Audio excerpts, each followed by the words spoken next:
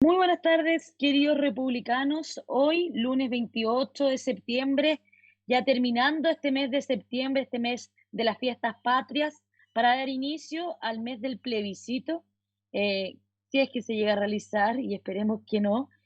Vamos a estar conversando durante este streaming sobre el peligro que está sufriendo Chile, el peligro en las fronteras. Ahí pueden estar viendo algunas imágenes. Son imágenes de los venezolanos que cruzaron irregularmente la frontera y que se hicieron virales durante este fin de semana y que lamentablemente, además de toda la desesperación que incluye, atraviesan por campos minados con precarios mapas. Estas son las imágenes que estamos viendo y que vamos a estar comentando durante el streaming.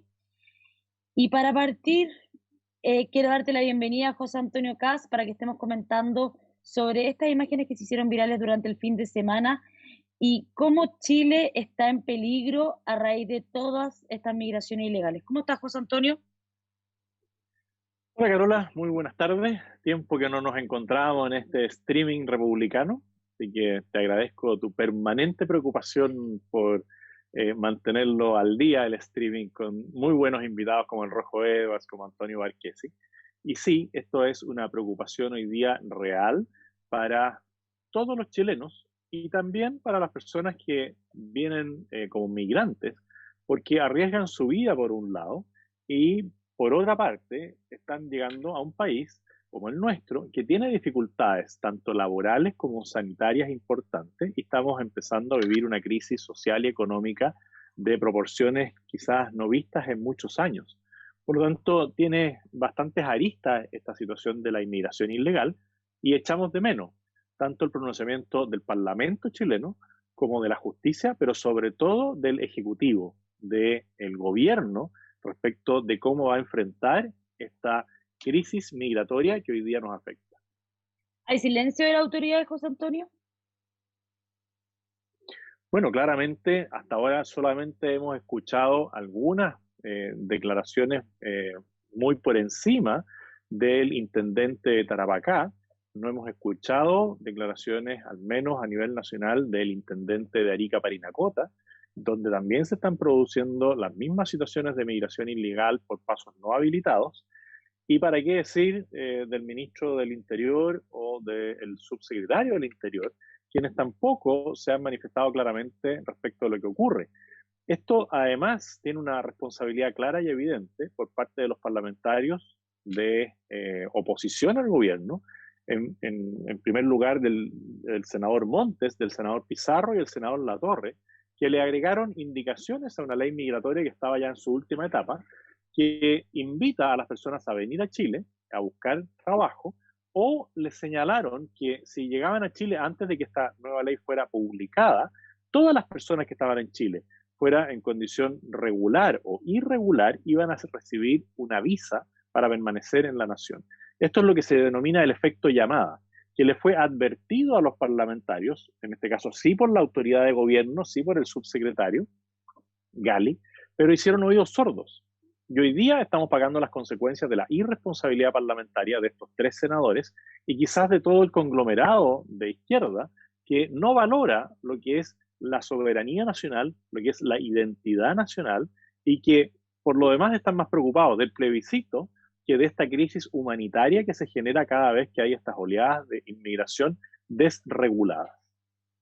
Ya, ¿y qué hacemos, pues, José Antonio? Porque por un lado tenemos lo que tú comentas de esta visa de turismo que levantaron algunos senadores de la oposición y que de cierta forma levantó la voz el gobierno, pero por otra parte tenemos que para nadie es un secreto la situación que actualmente vive Venezuela. Hoy día había una nota que viene en el diario El Mercurio donde cuentan algunos testimonios de venezolanos que dicen al final, ¿por qué vienen a Chile y por qué buscan llegar a Chile por las razones un poco tanto de familia que tienen ya, de mejores condiciones a diferencia de otros países latinoamericanos? Y en esa línea, ¿qué hacemos frente a este tema que está ocurriendo en Venezuela? ¿Cómo nos hacemos cargo? ¿Nos corresponde o no hacernos cargo? ¿Y qué pasa también ahí con el peligro que puede traer para Chile? Bueno, son varios puntos que hay que analizar. Primero, es cómo Chile ha manejado la relación con Venezuela. al menos nosotros desde el Partido Republicano hemos señalado desde que ya está acreditado y que Venezuela hoy día está sometido a una narcodictadura, que nosotros deberíamos expulsar al embajador venezolano en Chile, porque se ha convertido en un activista político, al igual que el embajador cubano. Claramente esas dos embajadas están generando un activismo y podría ser, no tenemos ninguna información que lo certifique, pero uno podría imaginar que ellos de alguna manera podrían estar incidiendo en corrientes migratorias. En segundo lugar, nosotros tenemos que decir que entendemos la crisis social, la crisis humanitaria y democrática que vive Venezuela, pero hay países que colindan con Venezuela, que son Colombia y Brasil. Por lo tanto, las personas que vienen migrando hacia Chile tienen que haber pasado por Colombia, por Ecuador, por Perú y llegar a Chile, o bien pasar por Brasil, por Paraguay, y llegar a Chile por Bolivia. Por lo tanto, nosotros no somos el país que tiene que acoger a aquel que se siente tiene condición de refugiado. El refugiado, que es por persecución o por alguna situación de ese tipo, tiene que permanecer en el país que lo recibe inicialmente. Y en eso nosotros tenemos que serle responsables a los países colindantes con Venezuela que se hagan cargo de esta situación que es humanitaria. Si Chile tuviera incluso que colaborar con esos países para poder mantener campamentos de refugiados o exigirle a la ONU que esos países establezcan una situación de acogida a los refugiados, habrá que hacerlo. Pero lo que no puede hacer el gobierno es quedarse de brazos cruzados y no hacer nada como lo que está pasando hoy día. Porque hoy día lo que está haciendo el gobierno es nada. Ni siquiera está enfrentando a los parlamentarios que generaron esta última ola de inmigrantes con el efecto llamada. El gobierno todos los días denunciando esta actitud que no tiene ninguna razón de ser de los parlamentarios de la oposición. Ellos, por otra parte, no le dicen a los migrantes que Chile está en un proceso de eventual cambio constitucional, que vamos a comenzar un proceso, si es que llega a ganar el apruebo, de incertidumbre total en lo que es la estabilidad que se requiere para las nuevas inversiones.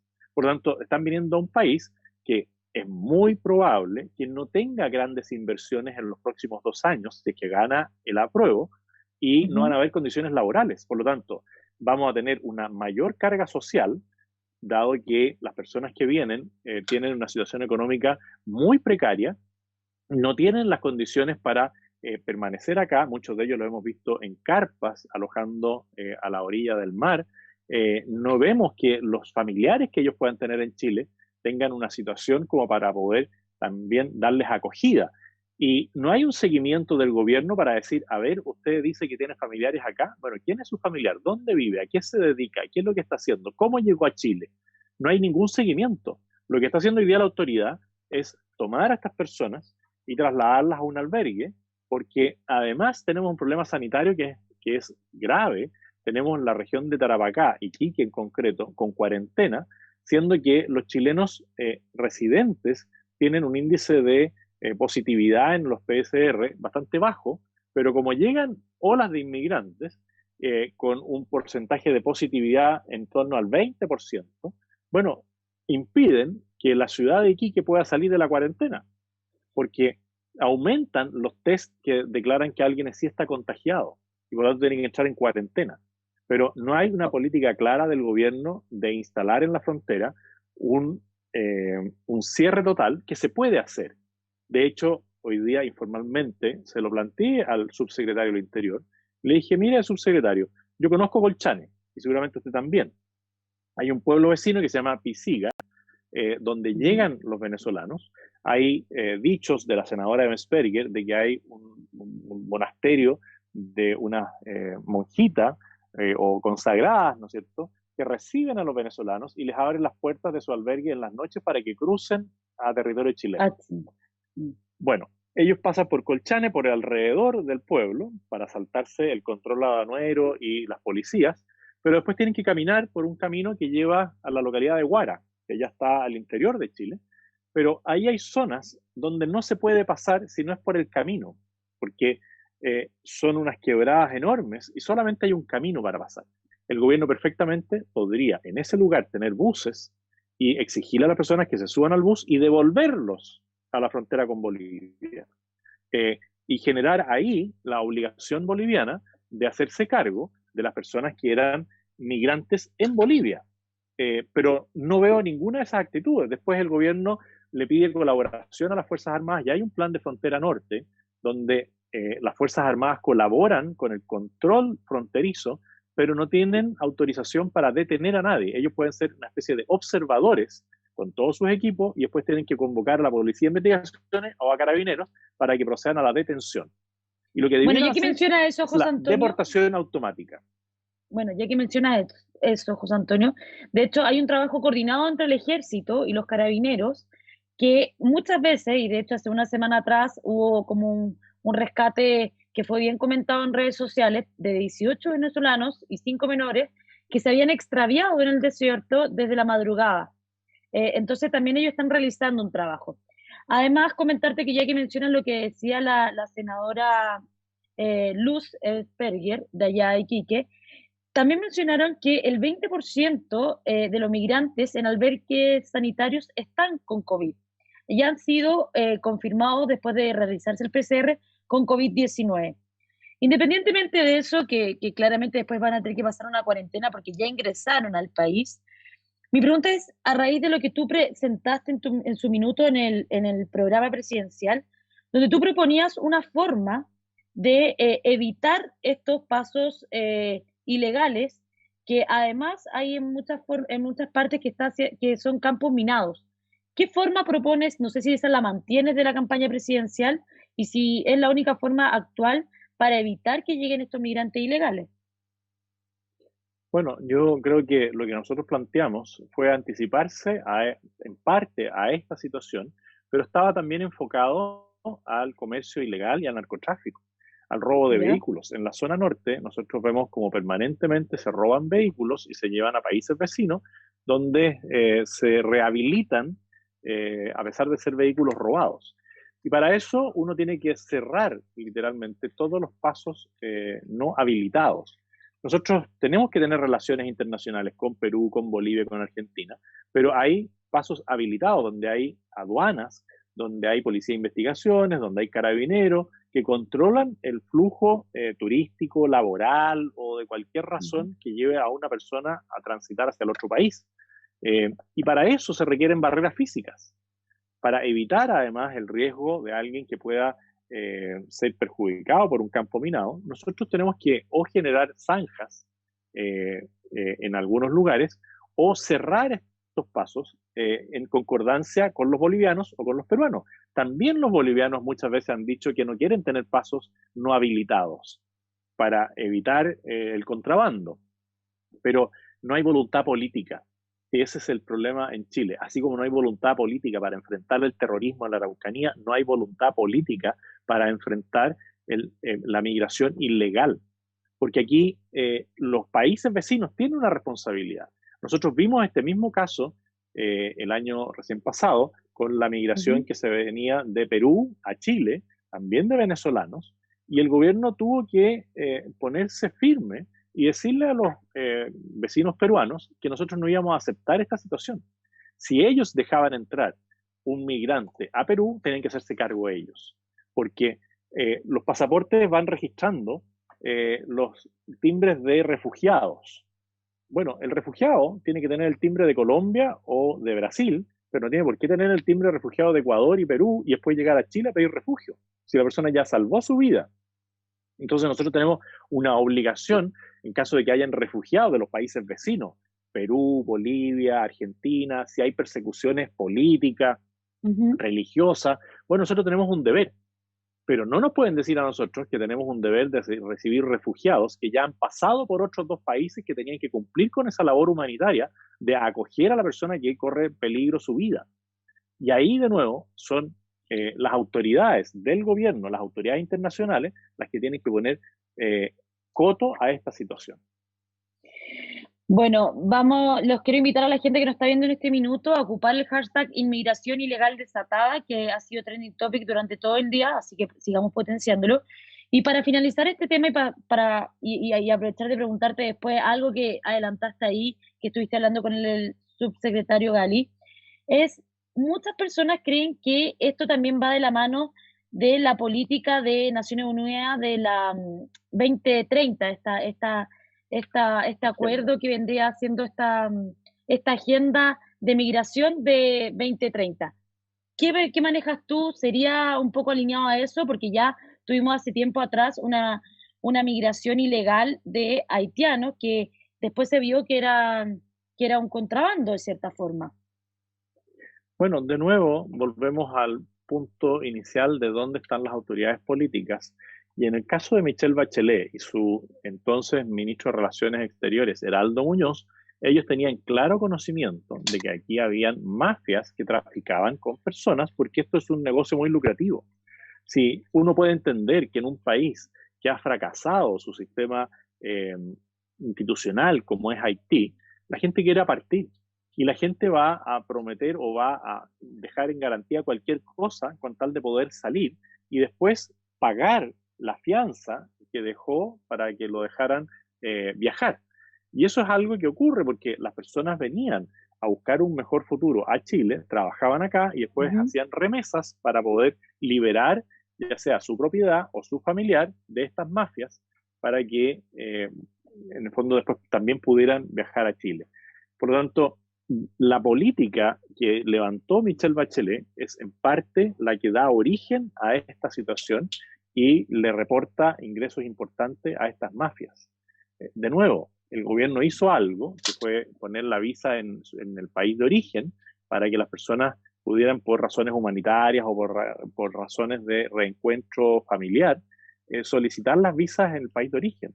Pero hoy día no se está cumpliendo con eso y se requiere una Ajá. actitud mucho más clara respecto de lo que está ocurriendo, tanto del Poder Ejecutivo como del Poder Judicial como del Poder Legislativo. Y aquí sí correspondería que el presidente convoque a las distintas autoridades para señalar que tenemos un problema país. Esto va mucho más allá de un tema humanitario. Aquí claramente la ONU y otros organismos internacionales están con este concepto del gobierno mundial. Una cosa es la globalización, que es algo razonable, que yo tengo que comerciar con otros países, potenciarnos, porque algunos tienen ventajas comparativas con otros, pero otra cosa es el globalismo. Y el globalismo lo que busca es borrar las fronteras, las soberanías, las culturas, las costumbres nacionales, para que se produzca una especie de gran nación, ya sea latinoamericana o gran nación mundial, que favorece a algunos pocos que son los que dirigen a estos organismos internacionales, como la ONU, como la Comunidad Económica Europea, ¿no es cierto?, donde van adquiriendo mayor poder, porque se instala una especie de gobierno mundial. Y para ellos sí es muy interesante que se produzcan estas olas migratorias que vayan en contra de lo que es la identidad nacional. Chile ya tiene cerca de un 10% de su población que es migrante. Nosotros siempre hemos sido acogedores y recibimos bien a los extranjeros. Mis padres eran inmigrantes alemanes, fueron muy bien recibidos en Chile, pero también tenemos que tener claro que nuestra infraestructura, nuestra institucionalidad no está diseñada para que pasemos de un año a otro de ser 18 millones a ser 19 millones o Claro. 18 millones y medio, porque hay toda una planificación en cuanto a los recintos sanitarios, a los recintos educacionales, a la seguridad, a la cantidad de viviendas, que no tenemos ninguna posibilidad de solucionar si es que hay olas migratorias tan grandes.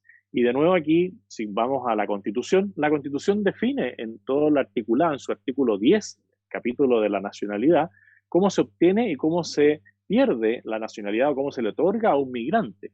Bueno, hoy día nos dicen que quieren cambiar la constitución y no han sido capaces de aprobar la ley migratoria. Y la ley migratoria que se estaba legislando fue modificada de una manera absolutamente irracional por los mismos que nos dicen que quieren cambiar la constitución. Perfecto, sí. Bueno, vamos a estar viendo ahí qué va pasando también y cuáles son las nuevas declaraciones también del gobierno y ahí esperemos que te hayan hecho oídos a lo que estuviste conversando, no Lo mío fue oficialmente una con él. conversación informal, Ujú. básicamente de pasillo, y donde, como no alcancé a preguntarle al ministro del Interior en la reunión que nos convocó para el tema del plebiscito, informalmente le hice mis comentarios al subsecretario Gal. José Antonio, ya que comenta que estuviste en esa reunión durante la mañana por el tema del plebiscito, este permiso temporal que habría ofrecido el gobierno para realizar campaña. ¿Qué fue lo que pasó? ¿Por qué el Partido Republicano rechaza este permiso temporal? Bueno, es Especial bastante realmente. es que es un permiso especial, que es un privilegio para las directivas o para algunas personas de los partidos políticos para poder circular en las zonas que están en cuarentena. Hasta el día de hoy, todos hemos tenido que hacer nuestro trabajo de manera virtual, y también los partidos políticos que no tienen en sus directivas representación popular, porque claramente los diputados pueden ejercer dentro de cierto grado de limitación el recorrer Chile. Bueno, el gobierno, al parecer, junto con algunos partidos políticos, muy preocupado de que no se fuera a interrumpir el trabajo de comunicar a la ciudadanía lo que está en ciernes de votarse, quiere darle facilidades a las directivas de los partidos políticos para que puedan entrar y salir de las zonas en cuarentena como lo necesiten para desarrollar su labor. Nosotros, frente a eso, primero le hicimos algunas preguntas, porque también estaba en la reunión de manera telemática el presidente del CERVEL, ¿no es cierto?, el presidente del directorio del Santa María.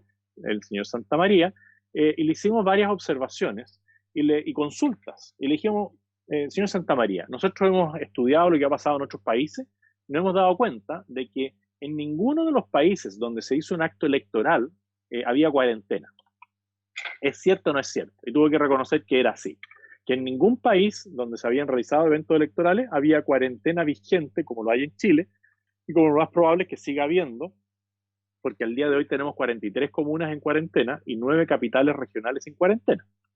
Entre ellas el caso de Iquique y Arica, que se ven afectadas por esta ola de inmigración descontrolada.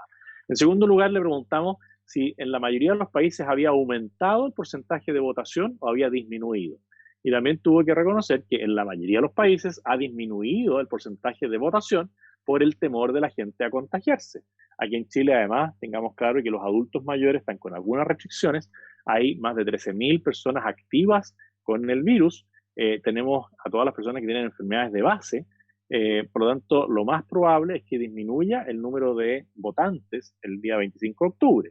En tercer lugar, le preguntamos si después de los actos electorales en estos países había aumentado el nivel de contagios o no. Y también tuvo que reconocer que en varios países había aumentado el nivel de contagio. En algunos dijo, bueno, hay países que son un poquito más cariñosos entre ellos, son más sociables como República Dominicana, y claro, les aumentó el nivel de contagio. Eh, y lo otro que le preguntamos es si se iba a tomar la temperatura o no, en caso de las personas que van a votar, y nos dijo que no, porque tenían muchos informes de expertos que señalaban que no era una medida eficaz. Incluso señaló que habían personas que podían estar resfriadas o que podían tener una faringitis, una laringitis, y que bastaba que se tomaran algún fármaco para que les bajara la fiebre y pudieran ir a votar. Eso es Cosa bien que, curioso, José Antonio, porque cuando uno va a algún lugar, lo primero que hacen, y el síntoma que supuestamente es más notorio de posiblemente de tener COVID, es la temperatura. bueno, no tiene mucha explicación, porque además es un procedimiento bastante rápido. Si nosotros pensamos que al ingreso a uno le van a dar alcohol gel, que es lo que yo creo que va a ocurrir, va a haber alguien con una botellita de amonio cuaternario, alcohol gel, ¿no es cierto? Como en todas partes debiera haber estos termómetros que miden la temperatura a distancia, que te la pueden medir en el cuello, en el brazo, y te certifican si tienes temperatura o no. Si lo hacen en los distintos en centros comerciales, ¿por qué no lo hacen en los recintos de votación? Si es un procedimiento bastante rápido. Pero Mm. él señaló que no lo tenían considerado. En esto sí tuvimos el acuerdo del secretario general de la UDI, que también señaló que a él le parecía prudente que se tomara la temperatura. Y finalmente, frente al permiso que se señalaba, que iba a ser solamente hasta el día 24, Dos, creo, hasta el día 22. 22, porque después venía un proceso constitucional que ya no iba a limitar el tema del desplazamiento. Le dijimos que rechazábamos ese privilegio o esa prebenda que se le iba a dar a los partidos políticos, y que considerábamos de absoluta irresponsabilidad lo que estaban haciendo, de no advertirle a la ciudadanía lo que ha pasado en otros países. Mm. Aquí hay una especie de de acuerdo o complicidad entre el gobierno, la oposición y los que están por el apruebo de sacar adelante a como dé lugar el tema del plebiscito. Y es bastante curioso porque se suspendió el plebiscito anterior cuando habían 155 contagiados.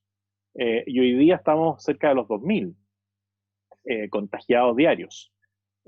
Por lo tanto, está en una situación que no está resuelta y tenemos regiones como la región de Magallanes, que está con un problema serio de contagios, y hemos visto cómo han aumentado los contagios en la región de Aysén y en la región de Los Ríos. Y también ahora que estamos viendo esta migración descontrolada, podríamos tener problemas serios en las regiones de Arica, Parinacota y también en la región de Tarapacá. Bueno, sin duda hay varias falencias del sistema, así como tú mencionas el tema de la temperatura, porque claro, hay otro, dentro de este manual para el tema del plebiscito, se dice, por lo que yo entiendo, que si tú llegas a votar y tienes COVID-19, después te van a sacar un parte, ¿cierto? Así es. Pero ¿qué pasa? Porque ese voto ya ingresó. Uh-huh. Está Entonces, contagiado. claro, no, pero ya ingresé ese voto, ya voté, no Bueno, estaba hay que hacer todo un capacitada. proceso. No, esto va a ser un problema, porque, y por eso se le advierte mucho a las personas que tienen COVID, que si bien su derecho a sufragio no se lo puede impedir nadie, las sanciones que va a tener después de votar van a ser enormes. ¿Y por qué? Porque esa persona, si entra al local de votación, toma contacto con alguien, esa persona con la cual toma contacto tiene que entrar en un proceso de cuarentena. ¿Qué pasa si esa persona entra a la urna de votación y se dan cuenta después de que era una de las 13.000 personas que están activos, sintomáticos? Van a tener que hacer la trazabilidad de todas las personas que votaron en esa mesa. Es como si una persona que tiene meningitis viaja en un bus, se hace un aviso a todos los pasajeros del bus para advertirles que una persona tenía meningitis. Bueno, aquí es algo parecido, ya que podría contaminar todo. Yo supongo que las personas que están contagiadas y estén notificadas de que tienen contagio, en su gran mayoría, esas 13.000 personas no van a ir a votar, porque tampoco se van a querer arriesgar la multa. Pero quiere Claro. decir entonces que no hay igualdad frente al acto electoral, porque esa persona no va a poder ejercer su derecho a sufragio. Bueno, y el otro punto es lo que decías tú, que en cada lugar de votación hay por lo menos unas 5 o 6 mesas por sala de colegio. Ahí vamos a ver qué va a pasar con el tema del COVID para mantener la distancia y que no hay regulación de la hora que uno va a votar. Entonces, claramente, si va una persona contagiada, serán todos los de la mesa, todos los de la sala. Bueno, pero sin Y duda ahí, quedan bueno, muchas temas. también hay que ver qué van a hacer con el tema de la información, porque hasta ahora se ha resguardado siempre el nombre de las personas que están contagiadas para no generar alarma o situaciones inapropiadas en el vecindario donde vive la persona. Bueno, ¿a quién le van a señalar los nombres? ¿Al jefe de mesa, al presidente de mesa, al jefe del local, al jefe de la fuerza pública? ¿Quién va a ser el que sabe dónde votan las 13.000 personas y si ese día llegan a votar o no? Claro, recordemos que cuando partió todo el tema de la pandemia, se supo en algunas comunas de personas que estaban contagiadas por COVID-19 y que hasta le fueron a piedrar sus casas. Entonces, es bastante complicado el tema y al parecer es como el voto o la vida, de cierta forma. Pero así todo, José Antonio, yo creo que Claro. hay que hacer un llamado que la gente que está sana, que puede ir a votar, tiene que ir a votar. O sea, si En la los medida que se haga políticos el no cambian plebiscito, esto, claro, en la claro. medida que los políticos sigan insistiendo en que la urgencia social es el plebiscito y no la falta de trabajo y no la falta de recursos económicos, bueno, vamos a tener que ir a votar y tomar todas las medidas sanitarias que estén a nuestro alcance para evitar el contagio. Esperemos que no se produzca mayores contagios, pero claramente tenemos una clase política bastante irresponsable. Así es, pero bueno, hablemos de cosas positivas, José Antonio, porque la semana pasada, el día viernes, llegó la resolución de una nueva región a los republicanos, que es, te doy el pase, José Antonio, Valparaíso. Valparaíso, gracias a todo Valparaíso. Estamos muy contentos de toda la ayuda que hemos recibido para poder constituir y haber sido reconocidos por el CERVEL con las firmas requeridas en la región de Valparaíso. Y bueno, y seguimos avanzando. Ahora esperamos que próximamente se nos sume Antofagasta y luego la región de Los Ríos. Después esperamos prontamente contar con la región de Tarapacá, que es la región hoy día que se encuentra con mayor problemas por el tema de la inmigración ilegal. Después por la región de Arica, Parinacota, y finalmente las regiones de Atacama, Aysén y Magallanes. Bueno, ya sabe la gente que también nos está viendo en Atacama y en Aysén y Magallanes, que se pongan las pilas para que podamos constituirnos, y vamos a estar también a la espera de la resolución de la región metropolitana que ya se entregó alrededor de 2 semanas atrás. Ahí también le mandamos un gran saludo a la vicepresidente y concejal de Quilpué, Viviana Núñez, quien estuvo a cargo de todo el proceso de recolección de firmas, y a todos los republicanos que trabajaron fuertemente en constituir la región de Valparaíso. Lamentablemente lo tenemos que dejar. Yo le mando un saludo a Antonio Marchesi, que es la persona que me ha acompañado durante todo este tiempo que te has ido, pues, José Antonio. Entonces ya ahí tengo a alguien que me va o sea, hay preferencias. Ayudando. Aquí hay preferencias, porque claramente no me han llamado a mí los otros lunes.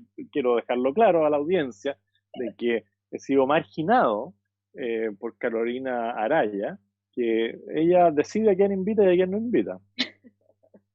Bueno, vamos a ver ahí qué llegan en los comentarios y cuánto la gente te pide, a ver si el próximo lunes estás o te dejamos para el siguiente lunes, José Antonio. No, oigan, yo tengo que aclarar que los problemas han sido míos, pido las disculpas del caso, y tenemos ahí lunes por medio, pero yo por algunas razones de fuerza mayor y de partido no he podido estar todos los lunes que a mí me corresponde, y pido las disculpas del caso y felicito a Carola por haber mantenido siempre con alta sintonía este streaming republicano. Oye, y antes de terminar, aprovechemos el tema de la campaña de la franja, porque también sabemos que has estado trabajando fuertemente en eso, y vimos ayer una especie de meme que salió en la franja republicana y que tú has movido mucho en tus redes sociales. Aprovechemos de hacer la invitación entonces también, José Antonio, en esta instancia. Bueno, primero digamos que nuestro casting fue lo mejor que hay y encontramos un gran representante republicano para hacer ese meme, que le quedó realmente muy bien. Así que le agradecemos a nuestro representante de memes todo el trabajo que hizo, y también a toda la gente que nos ha mandado memes. Aquí hay mucha creatividad y nosotros hemos ido levantando una página donde subimos muchas de estas cosas, que es meniego.cl, así que los invitamos a ir a la página para ver la prolongación de la franja, porque nuestra franja es como un suspiro y se fue. ¿Ah? Pero en esos Pero bastan 3 segundos. Bastan 3 segundos para salvar Chile, como hemos dicho, porque es básicamente hacer una raya en el yo rechazo.